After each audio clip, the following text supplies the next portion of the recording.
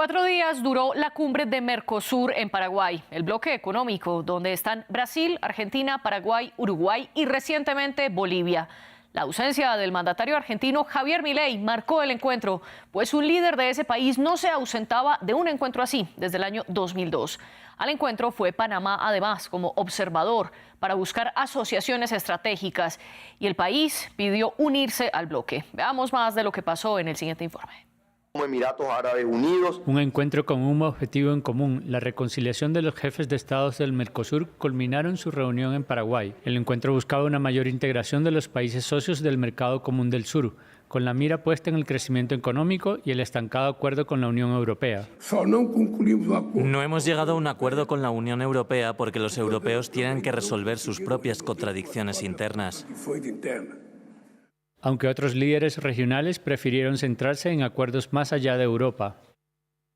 Quiero subrayar la importancia de proyectar decididamente al bloque hacia regiones emergentes que van ganando trascendencia a escala global, como el Medio Oriente y el Sudeste Asiático, incluyendo a países claves como Emiratos Árabes Unidos, Singapur y Japón, entre otros. Esta 30 años en donde no se avanzó mucho, tiene que terminar. Una posibilidad es la negociación con la Unión Europea, que claro, no está solamente a nuestro lado, ellos también juegan, digamos, ¿no? Pero no llevemos agua para ese morido, no llevemos nuestras propias contradicciones a darles excusa al que está del otro lado para no haber negociación. Entre las contradicciones estuvieron las distantes visiones entre algunos mandatarios, como el argentino Javier Milei, quien no asistió a la cita y en cambio acudió a la CIPAC en Brasil, un encuentro de la extrema derecha latinoamericana.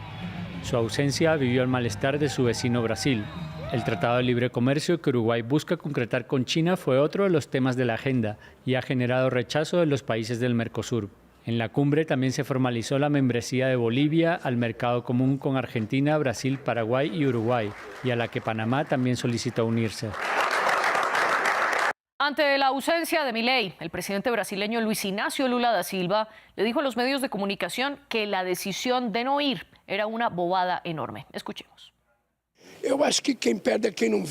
Creo que los perdedores son los que no vinieron. Es estúpido que el presidente de un país tan importante como Argentina no participe en Mercosur. Es triste para Argentina. Ahora bien, una cosa es cierta, dentro de Mercosur vamos a intentar hacerlo. Y estamos trabajando para reforzar Mercosur con Argentina. ¿Hacia dónde va Mercosur? ¿A una economía voraz, como pide Milei, o lejos de la ultraliberalización, como defiende Lula? Ese es el debate de hoy en France 24. Para eso tenemos a dos invitados. El primero de ellos nos acompaña desde Cochabamba, en Bolivia. Es Adolfo Mendoza, vicepresidente del Parlamento del Mercosur y gestor de la adhesión de ese país al bloque. Y en Montevideo se conecta Nicolás Pose, docente e investigador en economía política internacional en la Universidad de la República, que queda en Uruguay. Gracias a los dos por acompañarlos, a ustedes y a nuestra audiencia. Les recuerdo que estamos en redes sociales como @France24_ES. Mi cuenta personal es @MariaClaguirre y los invito también a que nos escuchen a través de Apple Podcasts, Spotify, Deezer y TuneIn. Adolfo Mendoza, gracias por compartir este espacio con nosotros. Comencemos hablando de cuál es el interés de Bolivia en unirse a Mercosur. Gracias a ti por esta invitación. Un gran saludo también a nuestro invitado desde Argentina y, por supuesto, a toda la audiencia que nos ve y nos escucha. No solamente es para Bolivia, sino también para la geoeconomía a nivel continental. Debemos considerar que Mercosur es un bloque que genera cerca de la mitad de las exportaciones latinoamericanas y caribeñas del mundo y percibe aproximadamente el 40% de las importaciones. O sea, así se puede decir que exporta el 56% de las manufacturas y absorbe el 48% de las manufacturas dentro del continente.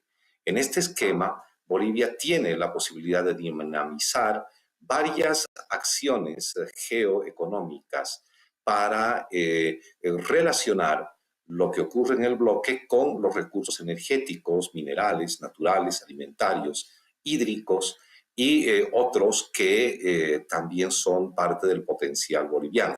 Pero lo fundamental en el caso de la adhesión de Bolivia al Mercosur estriba en un elemento geopolítico clave. Bolivia es el único país que participa de dos sistemas de integración ahora con adhesión al Mercosur. Por un lado está el Mercosur y por otro lado está la Comunidad Andina de Naciones. El hecho que Ecuador haya pedido en la última cumbre del Mercosur su paso de ser socio del propio Mercosur nos brinda ya la posibilidad de hablar en términos de geoeconomía, de geopolítica, de otra manera. Bolivia aquí puede jugar un papel muy importante porque al estar en los dos sistemas de integración permite que Bolivia actúe como un país bisagra entre estos dos importantes sistemas de integración y además de articulación de los dos procesos de integración. Lo mismo ocurre en términos geográficos. Términos geográficos implica la conexión del Atlántico con el Pacífico y es el núcleo, como parte de esta teoría del Herland, del trabajo mancomunado de tres cuencas específicas: la cuenca amazónica, la cuenca del Río de la Plata y la cuenca y la zona andina. También quiero darle la bienvenida a Nicolás Pose. Gracias también a usted por acompañarnos. Lo que plantea Adolfo es un Mercosur en expansión con nuevos países en proceso de adhesión, tal como Bolivia, y habla de la geoeconomía y la geopolítica. ¿Usted comparte esta visión de que Mercosur se está fortaleciendo? Bueno, primero que nada, muchas gracias por la invitación. Es un gusto estar con ustedes. Después, retomando la pregunta y la visión sobre la importancia de la geoeconomía, yo creo que, a ver, tenemos que situar estos desarrollos que se dan en el Mercosur en el marco de un contexto global cambiante.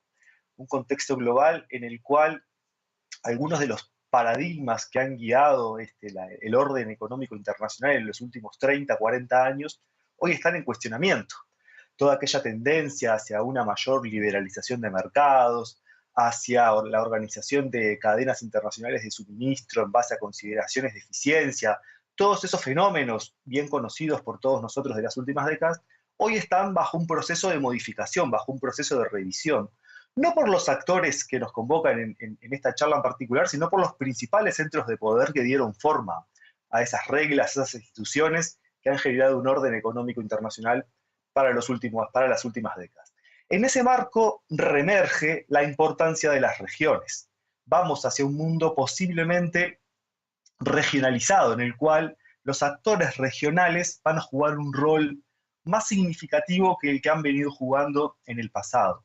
En ese marco, a pesar de los múltiples y desafíos conocidos que tiene el Mercosur y sobre los que ya hemos conversado en otras oportunidades, considero que la adhesión de Bolivia es un paso en ese sentido de fortalecer a una región que tiene que superar muchos desafíos, que tiene que superar muchas barreras, tanto en términos de reglas como en términos de conexión en materia de infraestructura, en múltiples dimensiones, pero que la adhesión de Bolivia al bloque significa que, bueno, que es una oportunidad para trabajar estos temas en el marco de una institución que ya tiene su recorrido, que ya tiene sus décadas de andamiento y que por lo tanto brinda un foro desde el cual empezar a trabajar sobre estas cuestiones. Así que comparto la visión general de que, bueno, en un mundo que tiende hacia una nueva centralidad de las regiones, la incorporación de Bolivia hacia el Mercosur es una buena noticia. Usted hablaba de esos centros de poder y de cómo cada vez las regiones del mundo van a tomar más peso. A propósito, el Tratado de Asunción, que fue precisamente el que firmó Mercosur, aboga por una inserción internacional. Adolfo, ¿cuál es el peso de América Latina y concretamente de los países que hacen parte de Mercosur dentro de esta inserción internacional? Bueno, en términos específicos, he hablado ya de algunos datos que nos permiten la del Mercosur en términos de importación y exportación y de trabajo, no solamente en el caso de materias primas, y algo que es fundamental, no solamente a partir de acuerdos comerciales, pero esta nueva ola de la cuestiona las políticas de los últimos tiempos en términos de la propia lectura de la integración, tiene una vitalidad adicional. Es posible en el nuevo mundo que se puede llamar multipolar, regionalizado, hay varias denominaciones al respecto, es posible ahora sí que América Latina con este tipo de lectura de la integración pueda hablar con voz propia ante otras regiones, ante otros continentes, ante otros factores incluso que forman parte de la geopolítica a nivel global. Es una oportunidad impresionante para que América Latina y el Caribe pueda construir una agenda común, estratégica, y le hable con voz propia al mundo entero. Sí, entonces ustedes también hablan de esta cohesión que se necesita para insertar a América Latina en ese mercado y en esa también geopolítica internacional. Pero antes de mirar hacia dónde está viendo Mercosur, si hacia China o a la Unión Europea, quiero preguntarle a Nicolás por cuánta cohesión hay dentro de Mercosur, y que recordemos que no representa a toda América Latina y que de hecho en nuestra región hay diferentes bloques, tanto económicos como políticos. ¿Cuáles son esas divisiones internas, sobre todo que se evidenciaron en Mercosur ante la ausencia del presidente Javier Milei?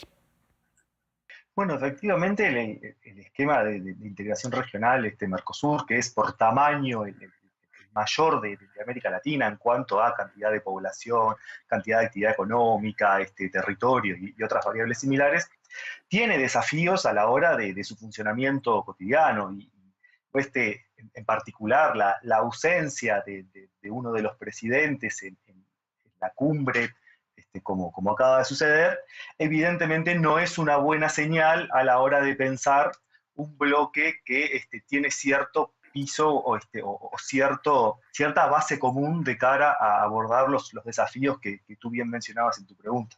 Dicho esto, considero que, mirando, si se quiere, el vaso medio lleno, uno de los aspectos positivos que podemos destacar de Mercosur en los últimos años es su resiliencia. Recordemos que Mercosur logró sobrevivir a las fuertes divergencias que hubieron entre sus dos miembros más grandes, Brasil y Argentina, durante las presidencias de Jair Bolsonaro y Alberto Fernández, en cada uno de estos miembros. Ahora nos encontramos nuevamente en un escenario en el cual los presidentes de los dos principales países no coinciden en sus orientaciones político-ideológicas, y no solo eso, sino que uno de ellos desafía abiertamente al bloque o al socio mayor a través de simbolismos como el de no asistir a la cumbre. Sin embargo, Mercosur sigue funcionando y hay una agenda de trabajo que sobrepasa estos gestos simbólicos del presidente argentino de intentar distanciarse del Mercosur. En los hechos, Argentina se muestra comprometida a una agenda que la involucra junto a Brasil, junto a Paraguay, junto a Uruguay y ahora junto a Bolivia, y que tiene múltiples expresiones, ¿no? Podemos mencionar alguna de ellas. La creación, por ejemplo, de un grupo de trabajo ad hoc para el tratamiento de las barreras internas que todavía persisten a la hora de facilitar el comercio intrarregional.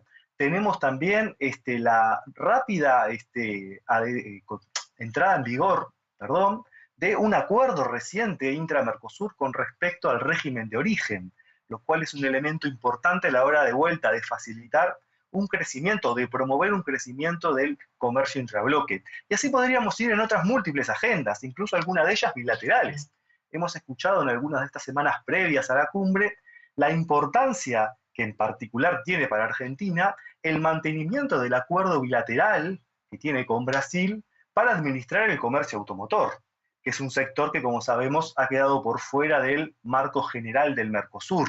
Para Argentina es clave que el sistema conocido como Flex, y que está previsto que funcione hasta 2029, se mantenga así como está. Y para eso, la Cancillería argentina, los técnicos argentinos han estado trabajando fuertemente para persuadir a Brasil respecto a la necesidad de mantener este esquema. Entonces, hay un nivel presidencial que efectivamente señala divergencias e incluso algunas actitudes que poco colaboran con la integración regional, como por ejemplo esta ausencia explícita de Milei, pero debajo de eso, debajo de esa capa de diplomacia presidencial, uno encuentra un tejido que nos remite a que, bueno, la agenda de Mercosur, a pesar de estas divergencias al más alto nivel, siguen activas. ¿Usted comparte ese punto de vista, Adolfo, de que a pesar de las diferencias políticas entre los líderes que están reunidos en Mercosur, las agendas económicas van unidas? Sobre todo le pregunto porque Argentina y Brasil están defendiendo dos posiciones diferentes. A través de su canciller Diana Mondino, la postura de Argentina en esta cumbre que vimos era abogar por lo que el presidente Milei llama un mercado voraz, mientras que Luis Ignacio Lula da Silva se opuso públicamente a ello, dijo que se oponía a la ultraliberalización, que eso solo podía afectar las economías de los países. ¿Influyen o no estas divisiones políticas en las decisiones que está tomando el bloque frente a cuál será su rumbo económico, Adolfo? La característica de Mercosur en los últimos tiempos, y ahí comparto la opinión vertida, ha sido encaminada más allá de las posiciones gubernamentales. Se han trabajado políticas de Estado, yo diría políticas supraestatales con mucha consistencia. Y esto a pesar de las distintas posiciones de los gobiernos de turno. Eso es lo lamentable de la ausencia del presidente Milei en la cumbre. El hecho de su ausencia implica que se le puede estar restando al propio Mercosur la importancia que tiene respecto de los otros bloques de integración de América Latina y el Caribe. Pero más allá de estas circunstancias coyunturales, lo cierto es que Mercosur mostró una vitalidad durante todo este tiempo. Pero el desafío ahora va más allá de la vitalidad propia de Mercosur. Yo insisto en el concepto de la posibilidad de conectar con otros sistemas de integración de América Latina y el Caribe, con CARICOM, con la Comunidad Andina de Naciones, y en ese sentido Bolivia puede jugar un papel geopolítico de pivote, de articulación, un sentido de bisagra para leer la integración ya de una manera mucho más amplia y mirar un poquito más hacia América Central y el Caribe, lo cual permitiría también aproximar posiciones respecto de otra de las economías gigantes de América Latina y el Caribe, que es México. México ha mostrado cierto interés en generar algún tipo de conexiones.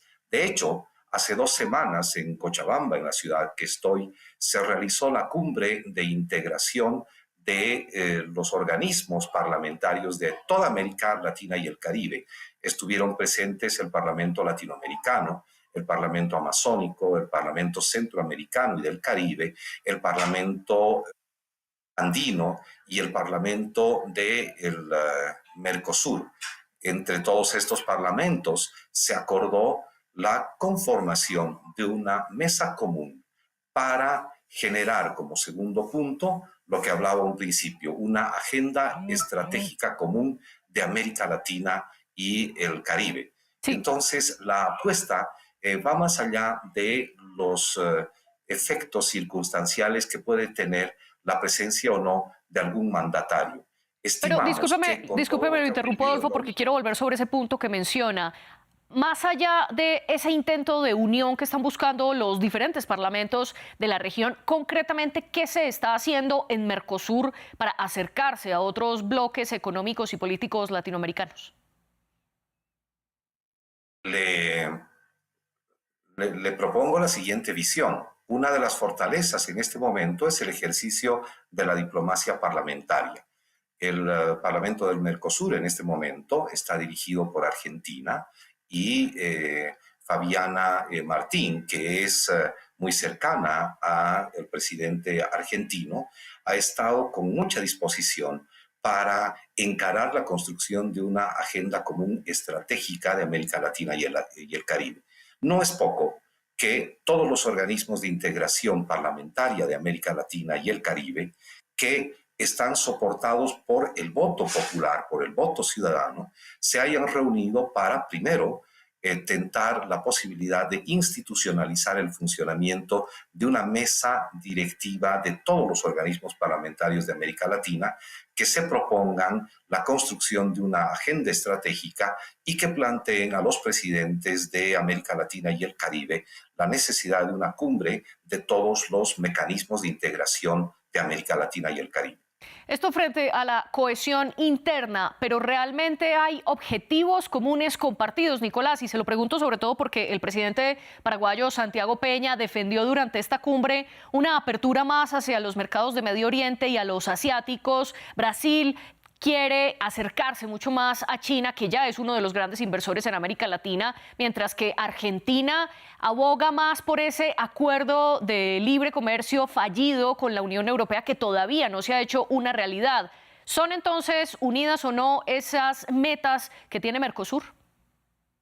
Bueno, en materia de integración comercial externa, es decir, en la búsqueda de acuerdos comerciales con otros países y bloques, el acuerdo con la Unión Europea, dentro del Mercosur al día de hoy, por lo menos en los 4 miembros que han participado de la negociación, genera un fuerte consenso.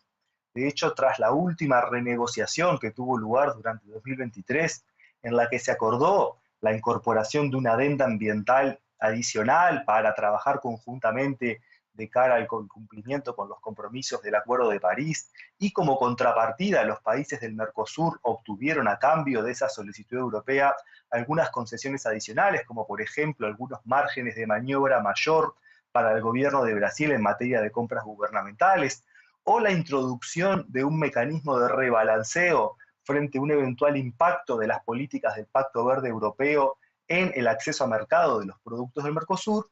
Hoy Mercosur está pronto para firmar ese acuerdo. Sin embargo, lo que ha faltado en este año es la voluntad de la contraparte, de la Unión Europea, y no por la posición de la Comisión Europea, que ha estado a cargo de esta negociación y que ha sido una gran impulsora de este acuerdo, sino por otros actores, como por ejemplo algunos países con presencia en el Consejo y algunos segmentos del Parlamento Europeo que reflejan el escepticismo que hoy en particular reina en la comunidad agrícola europea con respecto a un acuerdo con Mercosur.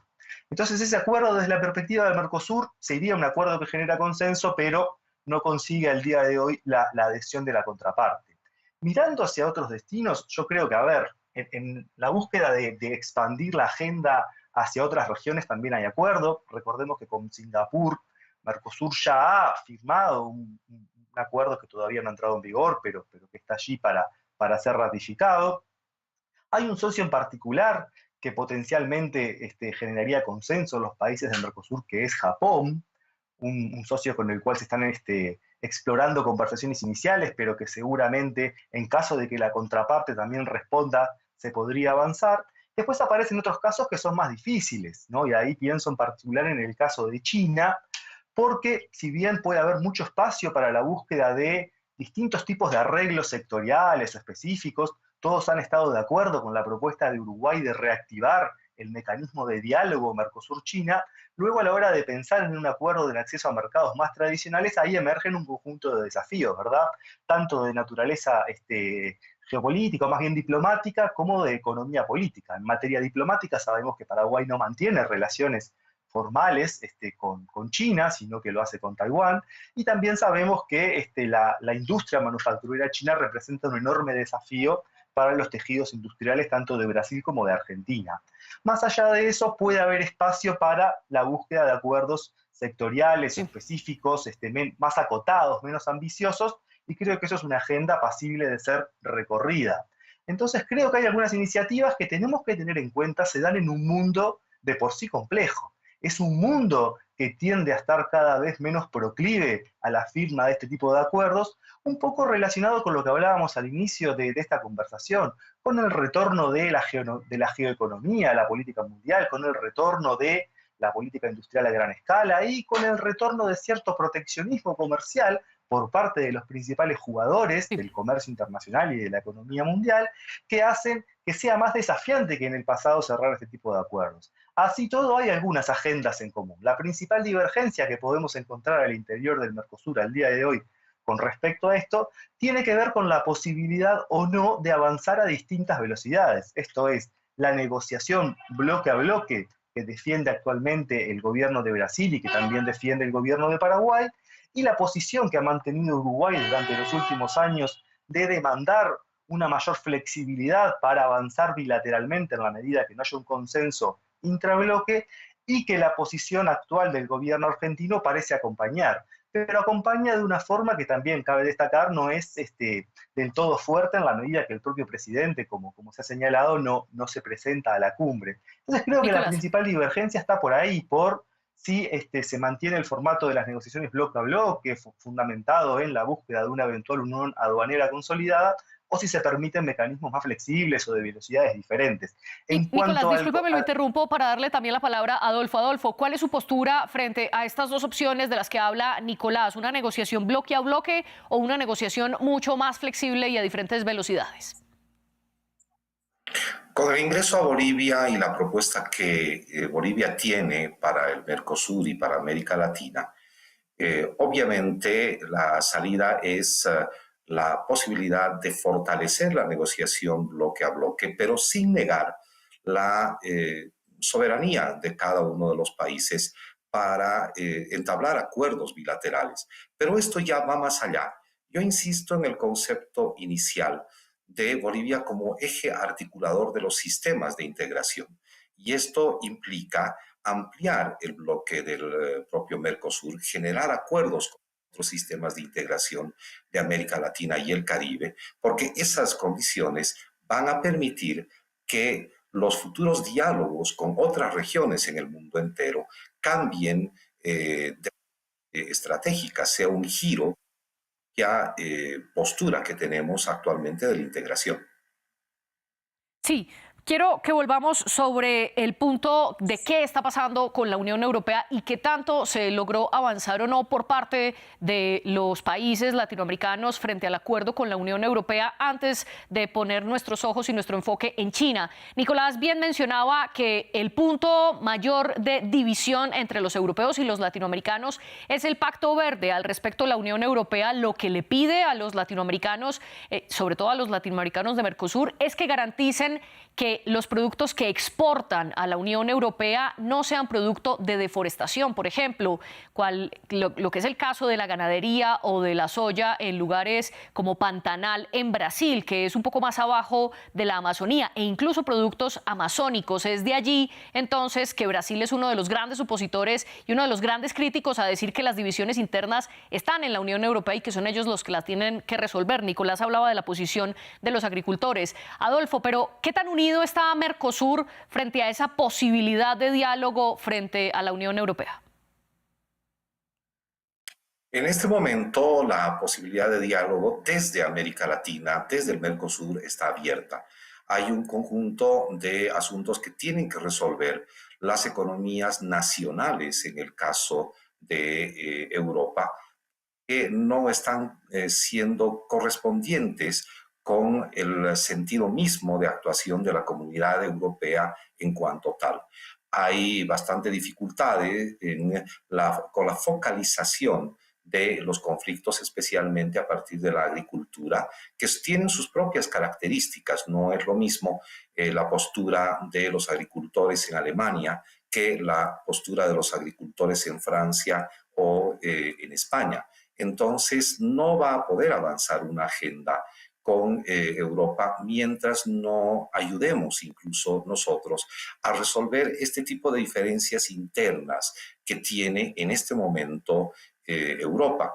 Cosa entendible porque hay un contexto internacional distinto, hay formas de encarar la crisis mundial en este momento de manera distinta.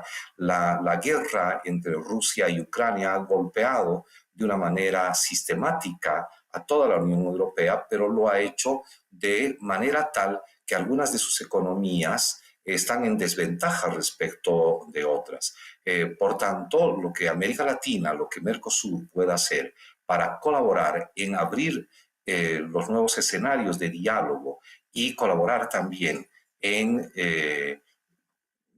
trabajar desde nuestras propias relaciones diplomáticas, los asuntos que les preocupan a los países europeos, es clave en el reinicio de las negociaciones. En ese sentido, entonces, digamos que la pelota está del lado de los europeos para decidir qué pasa o no con ese acuerdo con Mercosur. Pero otro tema en el que la pelota sí está del lado de los países latinoamericanos es sus relaciones con China. Nicolás, usted ya bien explicaba, Paraguay reconoce oficialmente a Taiwán y por ende sus relaciones están congeladas con China, mientras que Uruguay ha impulsado un tratado de libre comercio con los chinos. Una diferencia que también vemos, por ejemplo, entre Brasil y Argentina, sobre todo desde que Milei es el presidente, ha impulsado en que congelará todas sus relaciones comerciales con China, cosa que todavía no ha hecho, ya que es uno de los grandes inversores del país, al igual que China es uno de los grandes inversores en Bolivia. ¿Es posible, Nicolás, en medio de estas diferencias tan grandes de país en país y sobre todo sus visiones políticas frente a China, lograr o no una decisión unánime de qué hacer con el comercio con el gigante asiático? Bueno, lo que se ha activado a partir de esta cumbre es la reinstauración de un mecanismo de diálogo previsto, Mercosur-China, que ya ha existido, y que a partir de este semestre, mediante el ejercicio de la presidencia pro tempore de Uruguay, se va a explorar cuáles son los aspectos posibles de ser acordados. Pero reitero que no visualizo tan asociados los desafíos de una negociación de Mercosur con China a la coyuntura de las posiciones de los presidentes de Argentina y de Brasil, sino que tienen que ver con factores más estructurales de economía política, de los tejidos económicos de cada uno de los países, que hacen que sea una negociación particularmente sensible para ambos países, tanto para Argentina como para Brasil. Por eso la posibilidad de explorar acuerdos más puntuales asociados a cooperación en sectores específicos es la agenda que veo más viable. En cambio, una agenda más comprensiva la veo difícil, tanto por este motivo diplomático que mencionaba, como por estas cuestiones de economía política y del impacto que podría tener una eventual apertura irrestricta de los mercados del Mercosur al comercio con China. ¿Y cómo ve usted, Adolfo, la posibilidad de una alianza comercial de Mercosur y China? Avanzar primero en la evaluación de la vinculación bilateral de nuestros países con China. Es algo que no termina de quedar claro, porque todavía no se ha hecho, esto está en curso, pero todavía no ha terminado, la evaluación del impacto de las relaciones económicas y comerciales de cada uno de nuestros países con China. Este es un elemento fundamental para avanzar luego en la decisión de ver cómo se puede trabajar la relación con China. Pero más allá de la evaluación que se pueda hacer respecto de la vinculación de cada uno de nuestros países con China, lo cierto es que incluso ahí la pelota está en nuestras manos para intentar generar, insisto nuevamente en el concepto, una agenda común, no solamente bilateral, pero una agenda común que nos permita además conectarnos con los otros sistemas de integración de América Latina y el Caribe. Ustedes plantean entonces a Mercosur como un bloque dinámico en proceso de expansión que está vivo, con un proceso de adhesión de Bolivia, con una solicitud de Panamá de también hacer parte del bloque y buscando alianzas no solo en América Latina, sino en otras partes del mundo. Sin embargo, esto va en contravía de lo que planteó la canciller argentina, que decía que Mercosur había avanzado muy lentamente en los últimos 30 años y que era hora de acabar el bloque como se conocía hoy por hoy. Para concluir, Nicolás, ¿cuál es su postura frente a esto? ¿Mercosur está vivo o debería acabarse? Bueno, yo creo que el Mercosur, a pesar de los desafíos conocidos del bloque, es un bloque que efectivamente está vivo, que es un bloque que es muy importante para las economías del bloque, para la economía argentina, por ejemplo, el Mercosur es el principal destino de sus colocaciones externas a nivel de bienes. Y de vuelta, hay agendas que son complicadas, hay agendas que son desafiantes, las economías nacionales de los miembros de Mercosur tienen sus propios desafíos que muchas veces se trasladan a la esfera regional, pero a pesar de eso visualizo que es un bloque que, como decía hoy más temprano, ha sido resiliente y que si bien mantiene un conjunto de desafíos importantes, es un bloque que lo seguirá trabajando y irá resolviendo en la medida de lo posible, pero no visualizo para nada un escenario de Mercosur muerto o catastrófico de finalización de este bloque ni nada por el estilo, sino más bien todo lo contrario. Adolfo, ¿y cuál es su postura? ¿Mercosur está vivo o es un bloque en decadencia? Está mucho más que vivo, porque ahora se ha dado un giro con los resultados de la cumbre y lo de la adhesión de Bolivia en la propia visión de la integración, lo decíamos al principio. Ahora hay la oportunidad de trabajar en un contexto muy distinto que hace 30 años atrás, y el gran desafío es, insisto nuevamente en esa línea de acción en términos geopolíticos y geoeconómicos, de construir una agenda común estratégica latinoamericana y caribeña. Las relaciones que tiene Mercosur con los otros bloques de integración está vitalizándose.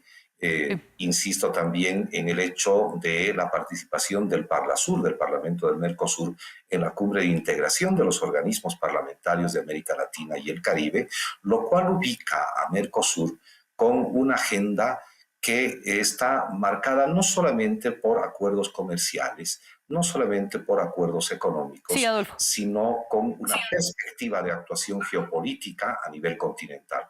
Pues muchas gracias a usted, Adolfo Mendoza, y también a Nicolás Pose por estar aquí en este espacio para explicar cómo se ha cambiado y dinamizado Mercosur. Gracias también a nuestras productoras Janet Bustamante, Laura Garzón y los invitados con Tania Herrera. Esto es France 24 en español.